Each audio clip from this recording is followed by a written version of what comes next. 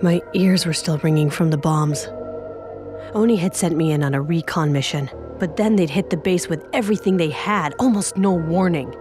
No attempt to protect me, or Ari. Certainly not civilians. I was just another data point to them. Disposable. I could feel all the hearts and minds I'd fought for slipping away. The UNSC would always bomb, and the rebels would always take up arms in vengeance. Maybe both Sully and Ilsa were right. There was no room for anything else. As I looked down at Bostwick, I couldn't help but feel guilty. I had taken this lost, naive kid and turned her into a foot soldier for my cause. I'd become an expert at rationalizing my actions, telling myself that ultimately, I was working towards the greater good. Can I see the wound? Don't touch me! I'd recommend sedating her until we can effectively treat her injuries. I'd rather rot. Just rest. As Bostwick drifted out of consciousness, I looked over at the data chip. Ari secured prime intel on the anomalies, and after that airstrike, any shred of faith I had that Oni would do the right thing with it was gone. For all I knew, they would just cover the whole thing up and let another colony fall. But in the right hands, this could help save lives. I wasn't going to turn it over to them. I was going to get real answers. And there was only one person who could give them to me. The only problem was, he'd been dead for months.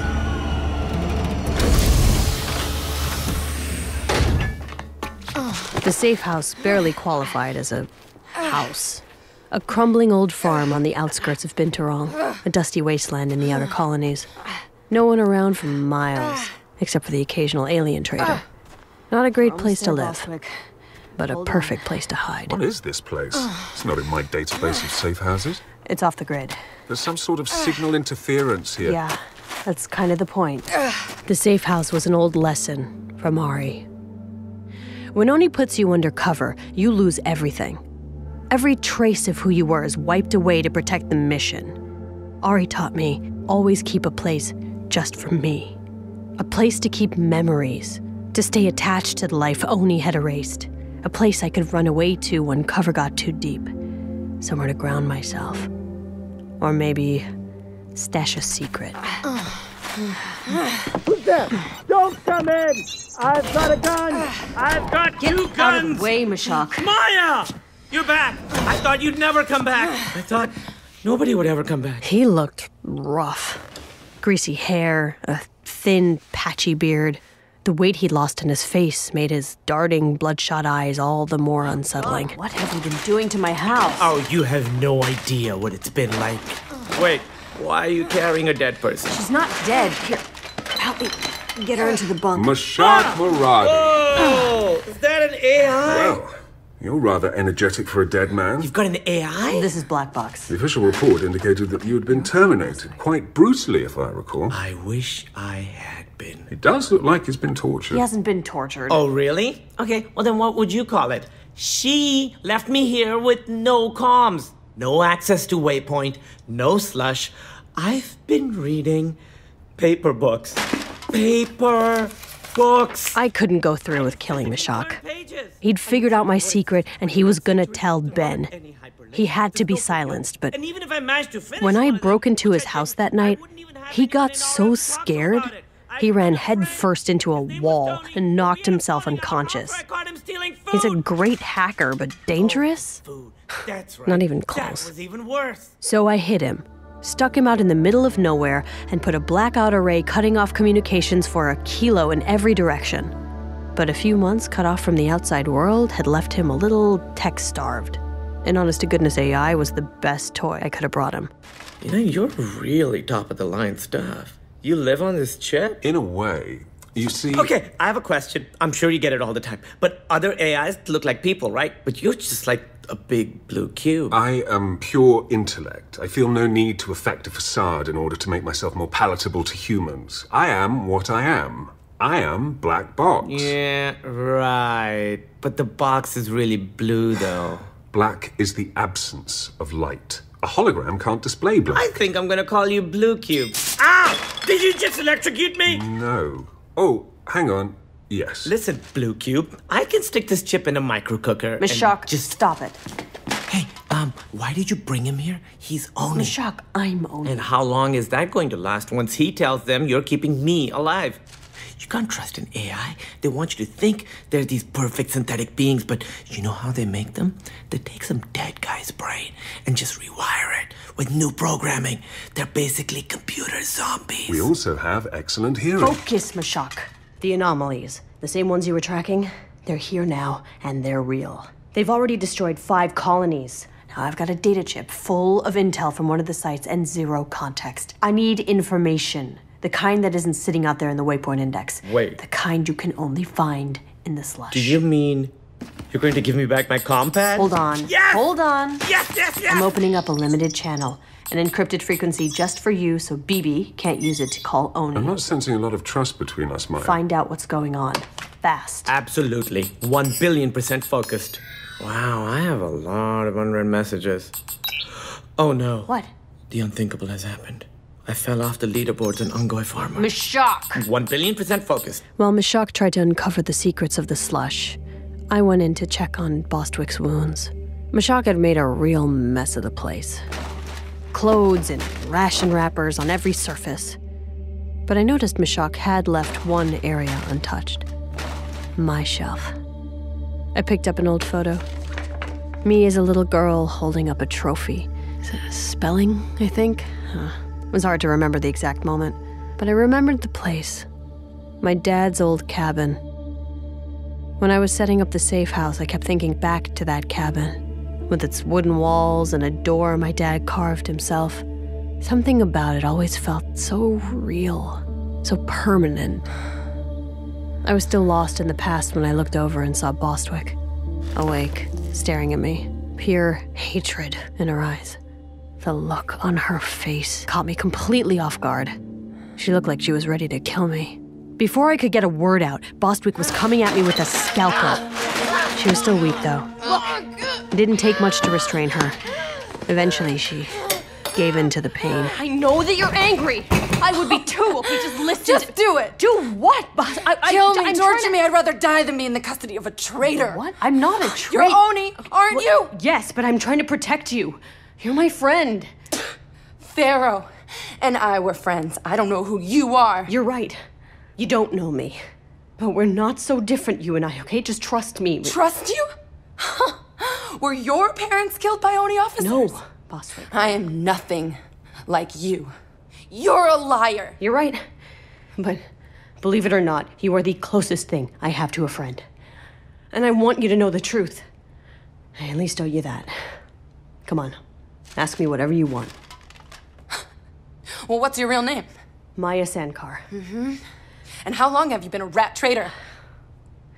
I joined Oni when I was around your age, but I didn't get into Spec Ops. As I opened up to Bostwick after years of deceiving her, I told myself that regaining her trust like this would protect her. But as the answers poured out of me, I knew deep down why I was really doing it. I needed to finally start telling the truth. I had absolutely no idea they were going to attack. They kept me strictly need to know. Were you going to try to turn me? Make me into an Oni spy like you? No. It wasn't like that. All that stuff you said as Pharaoh about finding the truth, about beating them with ideas and lifting up the outer colonies as equals. I meant it. Every word. More than anything, I wanted to... I don't know. After being undercover for so long, I started to feel... Sometimes I feel like I am Pharaoh. It's hard to explain. But I want what she wants, you know? And in a lot of ways, being Pharaoh makes more sense to me now than I could have... Maya! I rushed in and found Mashak with his jaw on the floor. You could have led with, "Hey, Mashak, here's your compad. And by the way, the Master Chief is dead!" Yeah, I've been a little preoccupied. What does it say? Well, the official news is that there's no news. Same speech on a loop. He died in the line of duty, protecting us all, blah, blah, blah, what a hero. But lots of speculation in the slush. theories, other theories debunking those theories. Some people claiming the UNSC is using his death to cover up a bigger story. They think he's still alive. Reliable, I'm sure. What would the UNSC have to gain from presenting the chief as dead? Why destroy his legacy?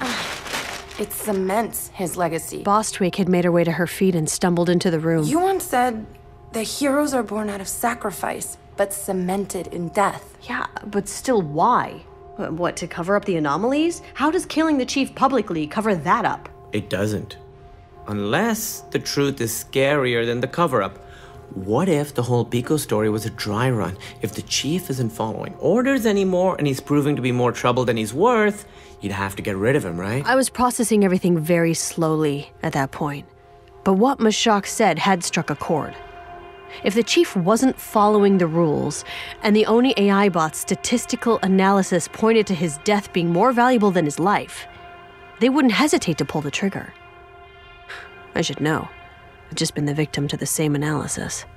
Okay, so is there anything specific about the anomalies? I did find one theory, but it's a little New Testament. You know the Triad? The religious cult? Yeah, they're popping up all over the place, claiming that the anomalies aren't random, that they're part of the transcendence, and that their leader, Dask, has returned, and that these anomalies are basically the galactic end times. The Triad was a religion, sort of. I'd run into small pockets of their members a few times while undercover. They were always preaching about multiple lives, transcendence, the end of the universe. Crazy ideas that didn't sound so crazy if you were desperate enough. Lucky for them, there were a lot of desperate people in the outer colonies. Their leader, a man named Dosk Gevadim, had gained millions of followers across Waypoint, then suddenly disappeared.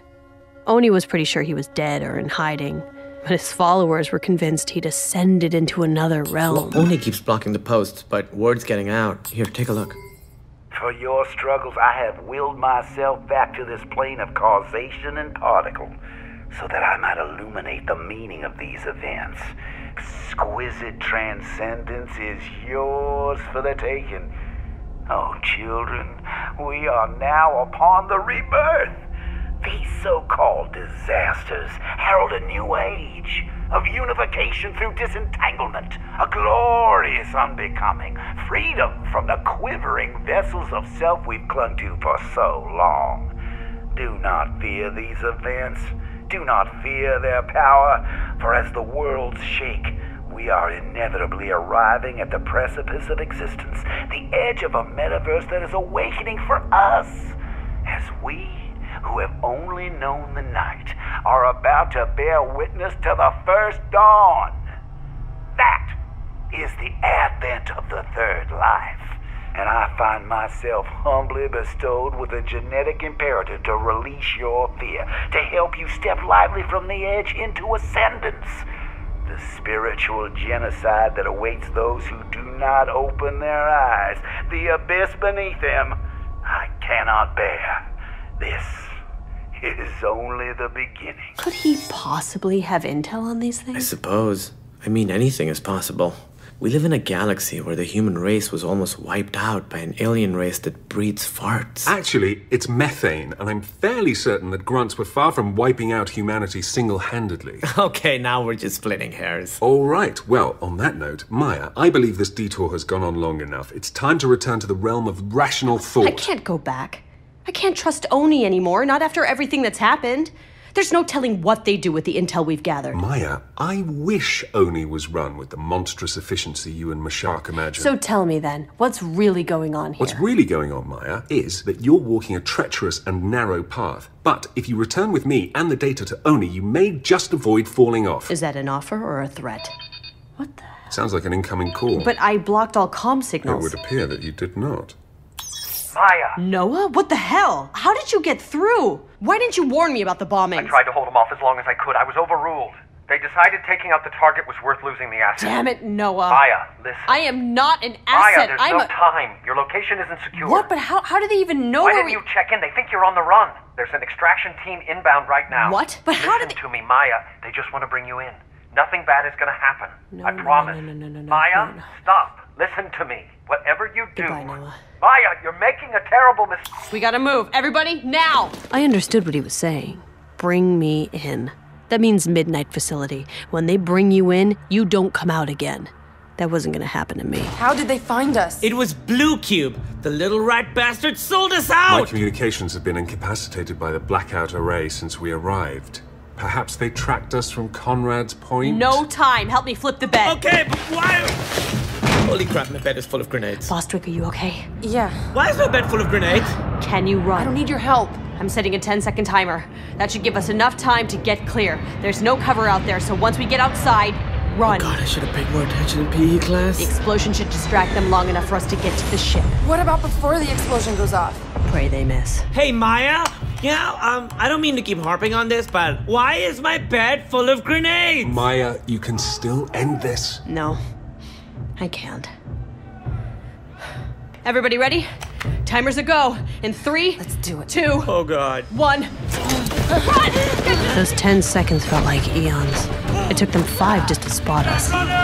The next 5 were an eternity.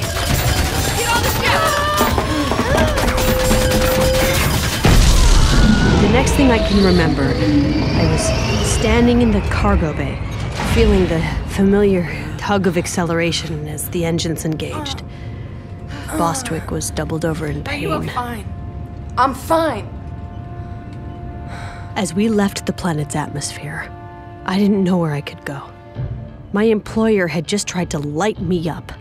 Bostwick would out me to the rebels the first chance she got. Farrow was gone. Commander Maya Sankar was gone. And with the few memories I'd kept now burning up in that safe house below, whoever it was I used to be was gone too.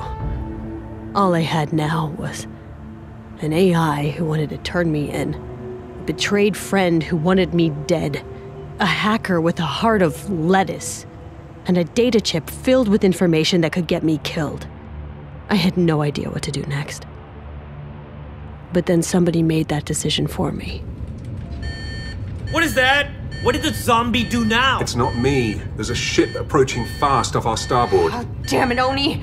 I'm moving to full thrust. I'll I evade! recommend securing your person instead. Now. You heard him. Strap in. Normally, you can't feel how fast you're going in space.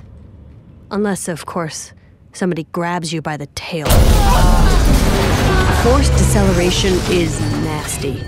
If we hadn't been warned, it would have smashed us into a pile of guts on the bulkhead.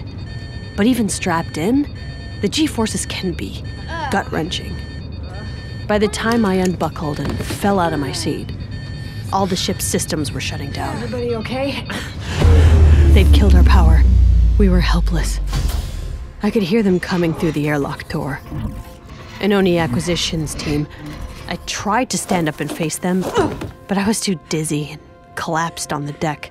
There was a pneumatic hiss as the boarding tube bolted to our hull. The clink of their mag boots as they stepped across the gangway, even the sound of their TACCOMs hacking our lock system. I'd been on the other side of that door. I know what happens when they take you. I wish I could say I was brave. Farrow would have been brave, but I'd seen what happened to Ben. I was afraid of the pain. I was afraid to lose myself. I didn't want to die. I looked up as they came in. There were 3 of them, but my eyes were immediately drawn to their leader. I saw his razor-sharp beak first, bright red quills spilling out over his neck, and finally, his talons, gripping a needler, pointing it right at my chest. This wasn't Oni. This was something worse. Something more unpredictable. Jackals.